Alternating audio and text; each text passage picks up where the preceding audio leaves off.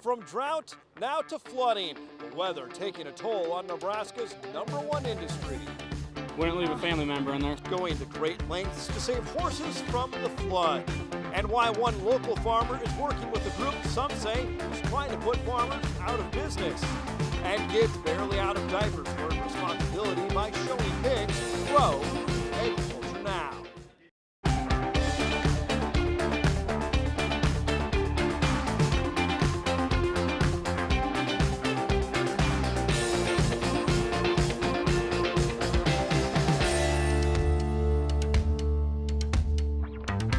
First drought, now this week too much rain. The weather posing challenges this spring. Heavy rains are a concern where there's standing water in fields. Nebraska Extension educators point out germinating seeds are living organisms and need oxygen to survive.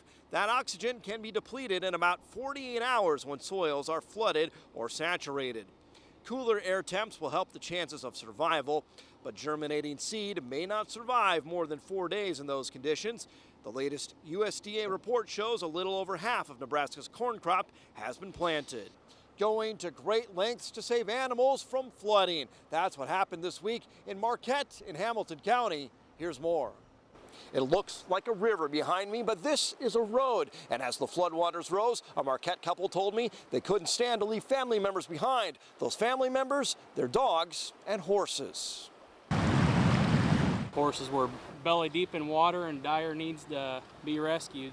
Their animals in jeopardy. Newlyweds raced home from work in the driving rain to save them. 2 pit bulls and 3 horses and... Wouldn't leave a family member in there, so we had to go get them. That meant braving rushing water, hidden drop-offs, and debris. Their dogs were locked in kennels in the house. Lindsay and Josh DeZingle got them out. And as they went to check their horses, their place was almost unrecognizable. We have a Pontiac Grand Prix and you couldn't even see it in the driveway. It was covered in water completely. The rain just wouldn't stop last night. Emergency Management Director Kurt Smith was in for a long night as wave after wave of storms battered Hamilton County, resulting in flooding for the second straight year. We had flooding to our south part of our county last year in June, and now we're having it to our north part of the county, and now the Platte River is going to be full of water. It's something that we need to be prepared for. Strong winds and heavy rains battered farms and left roads underwater. Yeah, they received about 7 inches of rain in that area, and there's just numerous roads that are unsafe to drive on in that area. Their horses and dogs are safe thanks to help from family. Now Josh and Lindsay deal with the aftermath of the second storm of their young married lives. Heart broke. A newlywed couple, and here's our house and everything, and... We kind of went through this about 1.5 years ago also. We had tennis ball size hail, and we just finally got everything fixed up, and disaster struck again. A lot of pivots overturned as strong winds blew through this area, and also water standing in many farm fields. But for this family, the immediate is taking care of those animals. Steve White, NTV News, Marquette. And now a look at crop conditions. The latest government report shows an inch or more of rain in central Nebraska, the Panhandle, and southeastern counties. Wheat producers in southern areas were having fields sprayed to control rust.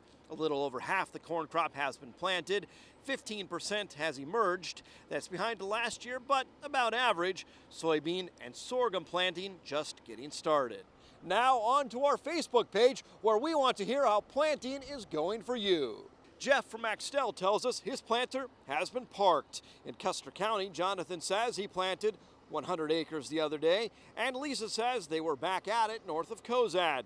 Look for NTV's Grow on Facebook, Twitter, and now Instagram to share your updates. Some say HSUS is trying to put farmers out of business. One local rancher, though, believes in working with the group, saying that's the best course to provide humanely raised animals. NTV's Lauren Scharf has more from both sides of this contentious debate. I kind of got them just running on a lot of area right now because it's so wet. Kevin Fulton says the Humane Society of the United States wants more farmers, more animals on the land, and more attention given to those animals. Farmers that I know out here would never take their cattle and put them in a crate where they could never turn around in their entire lives.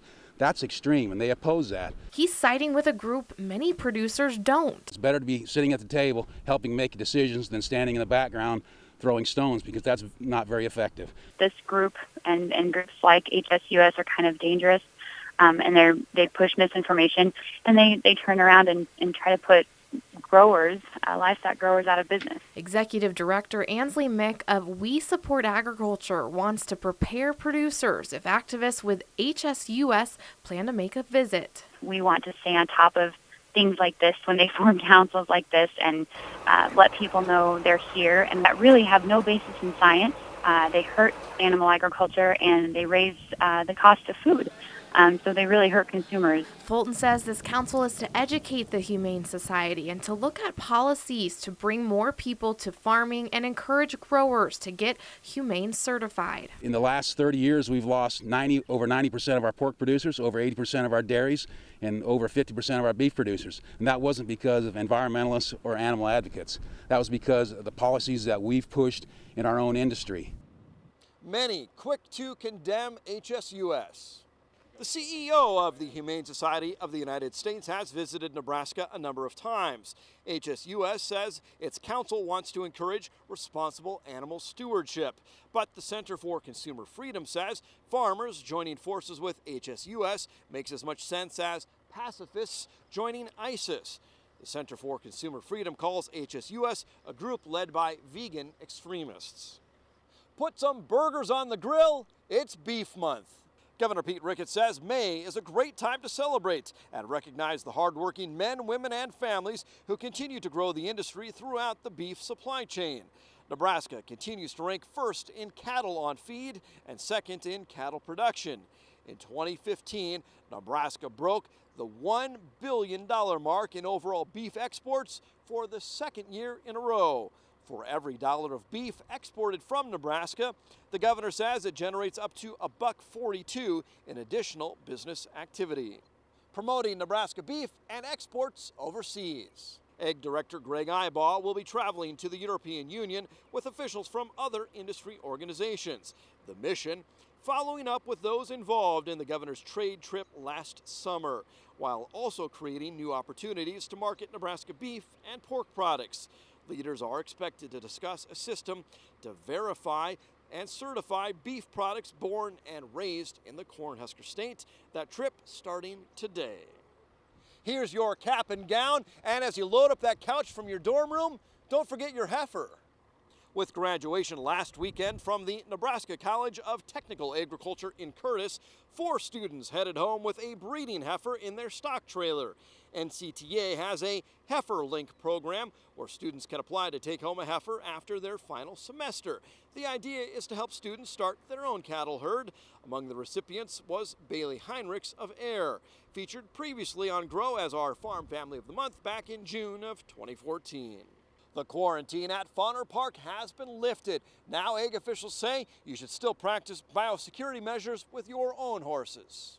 The equine herpes spreads through direct or indirect contact with infected horses. That includes through shared water, food, and equipment. According to the Nebraska Department of Agriculture, horse owners should make hand washing a priority before and after contact with each horse. Disinfect boots, clothes, and equipment that came into contact with other horses. Retail facilities could again be exempted from anhydrous regulations. That's if Congressman Adrian Smith's Farm Act passes. Anhydrous ammonia plays a very crucial role in Nebraska agriculture. It's actually the most common source of nitrogen fertilizer for farmers. Retailers and producers should be given the opportunity to voice their concerns and share their expertise through the formal rulemaking process rather than just having yet another unilateral regulation forced upon them by the Obama administration. Where would Nebraska be without irrigated agriculture? Now an event that's been duplicated worldwide continues strong here at home. Here are the sights and sounds from the Children's Groundwater Festival. What we're going to do is we're going to get set up with our pans here. And we're going to fill them up and we'll get you going here. Keep going. This is the municipal zone. Stop. It's incredibly valuable that we start teaching these kids now because they are our future. And as cliche as that might sound, it is the absolute truth. Well, the kids need to understand the history of groundwater. They need to know where it comes from. They need to know the importance of it, the value of it. This has always been a big deal. Like what goes into the oceans and the sewers. can water conduct electricity? Hi.